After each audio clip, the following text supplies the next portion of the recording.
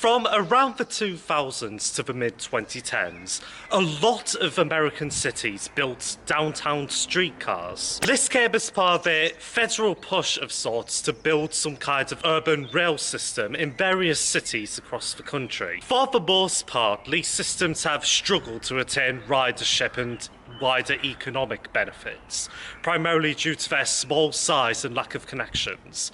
But among the many streetcars that were built in this period, one really stands out as a bit of a success story, and that can be found in Kansas City. In 2019, the Kansas City streetcar, with a total track length of 3.3 kilometers, managed to get a total riders per track mile level of 497,000, which is outstanding for a system of its size.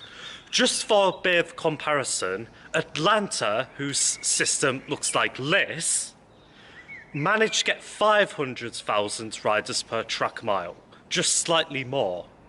And to compare to another of these mid-2000s, 2010s American City streetcars, down in Oklahoma City, which has a track length of almost double that of Kansas City, they managed to get a ridership of track mile of 27,000. So how is it that the Kansas City streetcars managed to punch so greatly above its weight? Thankfully, I don't think the answer is that complicated, and it comes down to three main factors. The first is something that applies to Kansas City as a whole.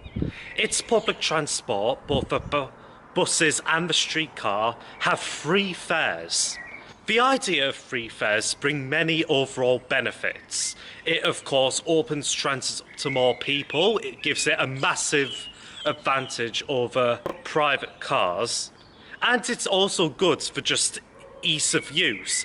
On the Kansas City streetcar, you don't have to worry about tapping in or out. You could just walk up, get on, and there's no risk there. I'm not automatically an advocate of making fares free absolutely everywhere, but in a place like Kansas City, which may not have high ridership by default, and you may not be getting a lot of money from fares anywhere, free fares is a good policy to pursue, and it's definitely helped the streetcar with its ridership.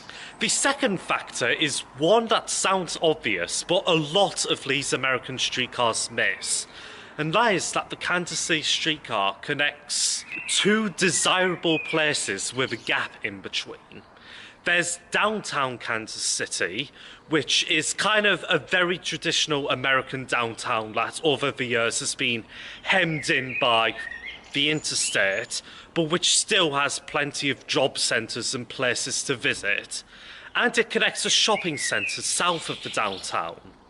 There are plenty of reasons why you may want to travel between the two, and the streetcar is just the most convenient way of doing that. The third is that a linear line is just better than a very small circular one. Kansas City manages to get a lot of mileage out of a relatively short track length versus these systems that are technically longer or about the same length, but go circles on themselves. I would compare it to a place like the Atlanta streetcar or the aforementioned Oklahoma City streetcar, where these streetcars kind of just go in a circle downtown, and there's not many places there that you can't go by walking. Like in Atlanta, with the streetcar, you can connect the university to the MARTA metro, but really it's within walking distance, and the streetcar isn't giving much value there. The Kansas City streetcar, where despite its short track length, has a good amount of coverage and connects two places people want to visit but aren't quite in walking distance, is an excellent example of how to punch above your weight.